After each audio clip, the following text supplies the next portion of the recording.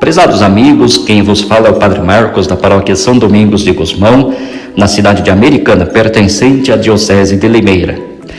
Estas eleições, certamente, são um momento ímpar na história do Brasil sob vários aspectos e conjunturas condicionantes. Trata-se de um contexto complexo e gerador de perplexidade nos eleitores.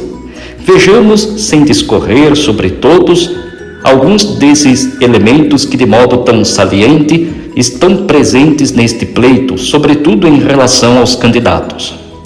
Alguns rótulos: fascista, nazista, comunista, abortista, esquerdista, sexista, homofóbico, heteronormativista, torturador, ateísta, dentre outros.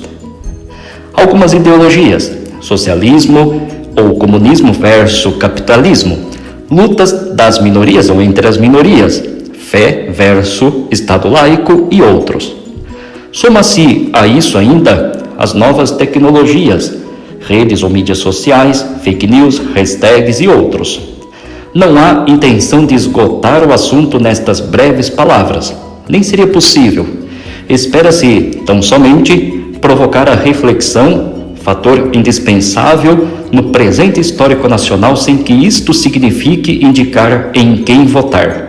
Seja rejeitada a possibilidade de manipular as consciências no ato soberano e livre do voto. Com a confirmação do segundo turno entre os candidatos à presidência em 7 de outubro de 2018, Jair Bolsonaro e Fernando Haddad, os rótulos e ideologias defendidos pela população em geral parecem muito mais passíveis de uma nova polarização que vai além do aspecto meramente partidário e tradicional no cenário político brasileiro.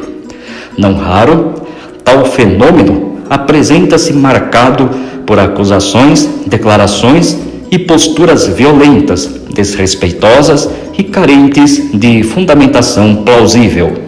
Deve-se, entretanto, reconhecer que divergências são saudáveis e contribuem para a evolução social, econômica e cultural como que molas propulsoras da história. O problema, nestes termos, não reside nas divergências, mas no extremismo, na ausência de critérios e grave fragmentação social. Pois as divergências são salutares somente quando salvaguardam a unidade e o bem comum. Tomemos como exemplo fatos históricos nada honrosos. Bem sabemos que tanto o nazifascismo como o comunismo possuem uma trajetória marcada pela imposição ditatorial, pela violência letal, restrição da liberdade e rejeição das minorias, como judeus, homossexuais e outros. Também o capitalismo neoliberal tem facetas muito semelhantes. É fato. Mas é possível, necessário e legítimo pensar diferente. O envolvimento do cidadão, candidatos ou eleitores, jamais pode caracterizar-se pela irresponsabilidade frente ao projeto de uma nação próspera, justa, igualitária, fraterna e solidária, sobretudo em suas posturas, seja na militância ou naquilo que propaga em suas redes sociais. Ao passo que é um direito expressar-se através de todos os meios possíveis, igualmente é um dever o compromisso com a verdade, a justiça, o respeito e a tolerância para com qualquer outro cidadão e para com o país. Tratar assim as divergências permite um profundo amadurecimento e crescimento na integração social.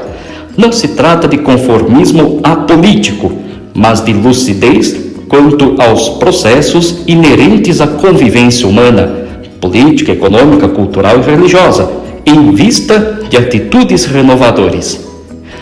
Um país forte e próspero é formado por cidadãos conscientes, livres, politizados, cientes de seu papel social, sobretudo através de uma educação completa e eficaz. Maior que quaisquer posturas, projetos ideológicos ou palavras é a vida humana. Instigar um estado psicológico de raiva, de juízo de valor ou imposição das próprias verdades aos demais não torna a pessoa livre, mas integrante de uma grande massa manipulada por aqueles que na verdade se beneficiam disso e não estão compromissados com a vida. E o pior, sem dar-se conta desse processo. Por ora, impera o senso, em forma de apelo, acerca da necessidade de ir às urnas neste segundo turno, movidos por critérios, valores e convicções lúcidas. Para encerrar, vai uma metáfora, presente na linguagem do povo. Precisamos olhar muito bem para ambos os lados antes de atravessar para o outro lado de uma estrada. E se houver muita poeira, a atenção deve ser redobrada, para que não sejamos surpreendidos e atropelados, perdendo assim a esperança de chegar ao destino. Fraternalmente, Padre Marcos. 8 de outubro de 2018.